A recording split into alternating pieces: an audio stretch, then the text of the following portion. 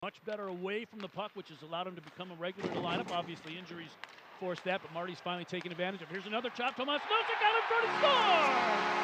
Nosek, a loose puck in the slot, played to the near side, and Tomas just let it go, and he whistles that one near side past Nastasiuk, and the Griffins are on the board just like that. Congratulations, Section 221. Now we got a fight behind the play. That's Payerl going for Milwaukee. Is that Nedomlel? Oh, he looked like he landed a pretty good shot. You can hear the crowd roaring, and over the far side, winding his shot. Marty Frk, rebound scoop just wide by Nosek, bidding for his second of the game. Another feed to Frk, big shot, score! Marty Frk just let a rocket go from deep in the slot. Great feed out of the corner. This time he throws it high into the upper right corner. The Griffins get a power play goal and have a 2-0 lead here in the first. Bring it back into the Grand Rapids zone. Brian Lashoff with a nice job there on Max Gortz. However, picked up by the Admirals. Oh, nice toe drag shot and a goal. Yeah. Boy, Penalties-Aubry with a beauty off that play off the far wall.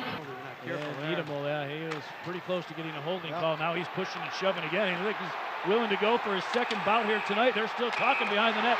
Oh, now Nedomlel finally threw a right hand, and now they're going to go.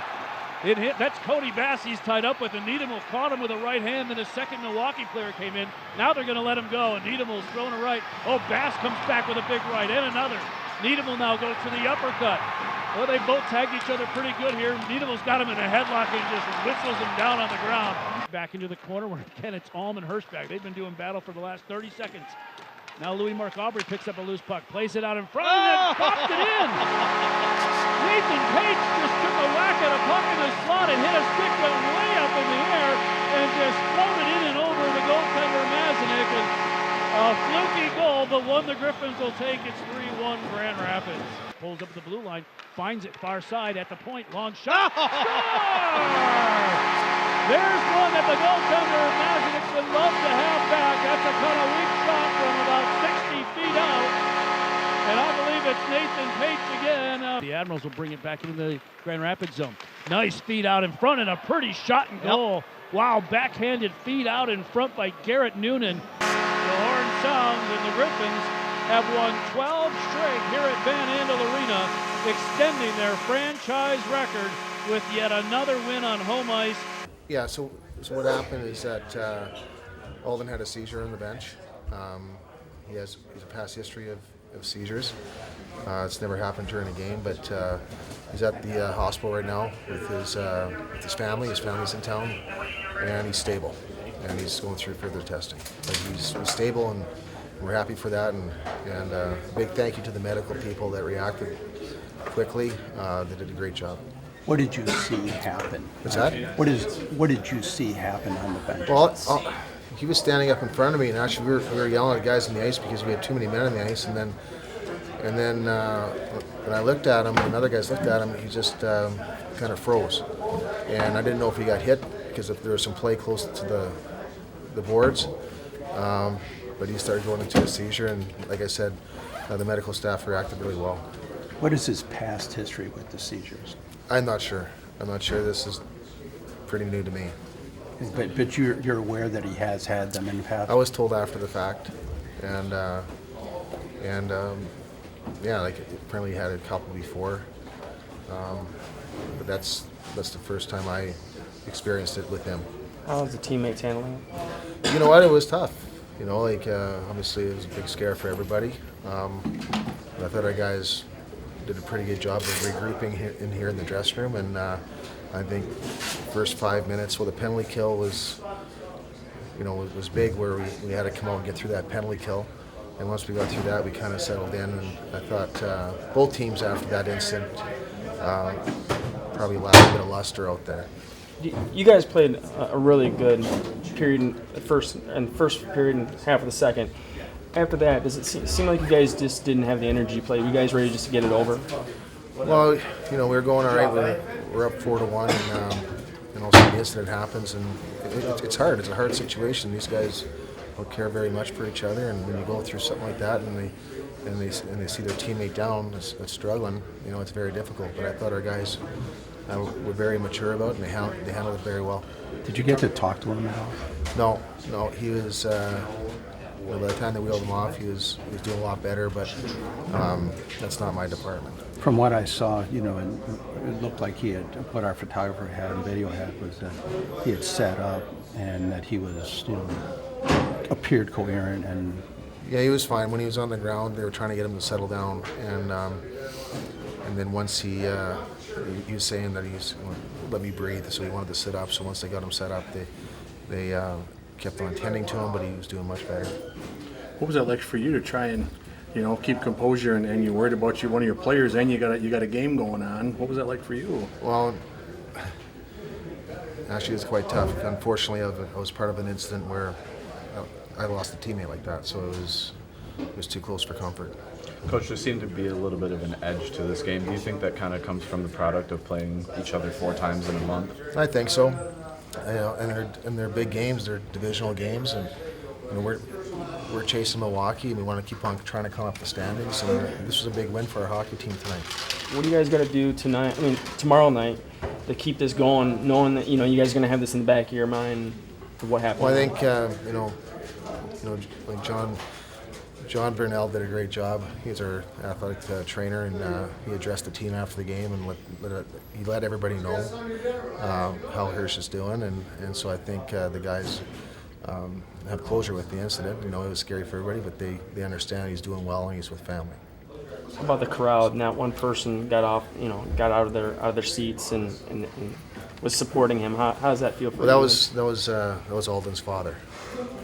So the guy that came down on the bench from the crowd, that was his father, and it was a big help because he let us know that he was having a seizure and that he had him. So having him there to help with how Alden was reacting was very important. He's not a doctor or anything, though, is he? No.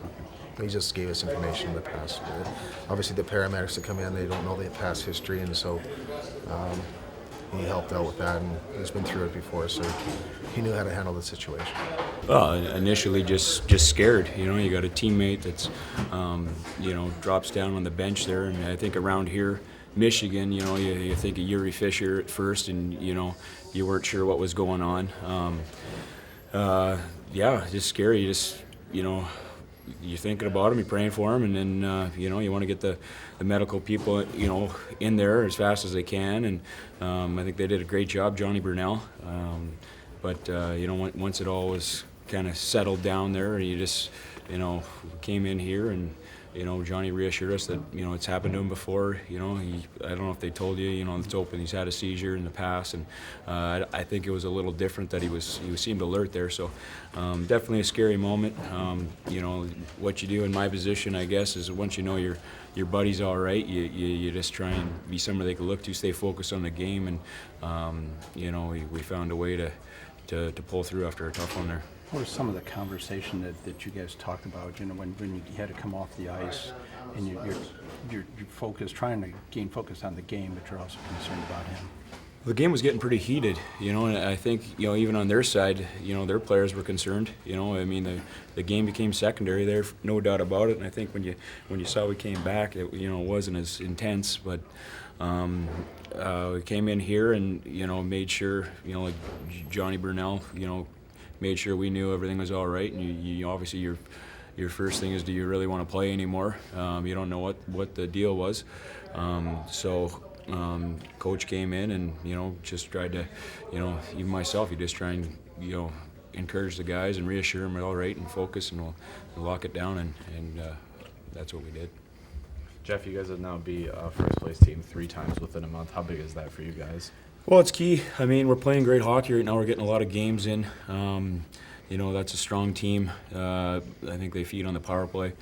But yeah, we came out right away for a shift. Nosek's good injection for us after we got a lot of guys down. I think we got a handful of guys in that training room right now, just little injuries, and they're working their way back. So everybody contributed at a needed time.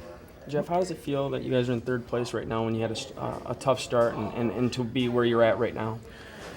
Well, we had a great streak. Yeah, I think we were in like 4th after that. So obviously it was, we got our work to do, and a key for us is to just keep getting wins and climbing the standings and working towards our end goal. I think we've grown as a group, and we keep getting better, and we're going to keep doing that. So.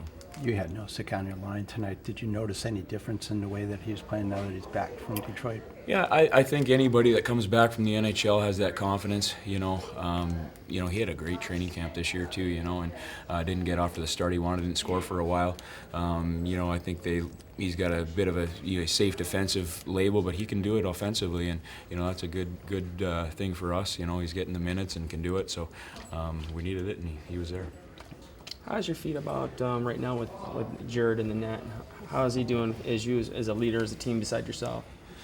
Jared, no doubt, has been great. He's playing fantastic. Tommy went down. He's got a little bit of an injury on his ankle. It's healing. So Jerry's taking the ball and rolling with it. So that's key. Myself, I take what's given. I've been around the game long enough to play fourth line or wherever's needed and do what coach asks. So stay positive and do what I can. So it is what it is, and whatever role I'm given, I'm going to be the best I can be at it. I try to do this all the time, the same thing. Just be good at two-way player and be on the right side of the puck. Try to kill some penalties and make some plays for my teammates.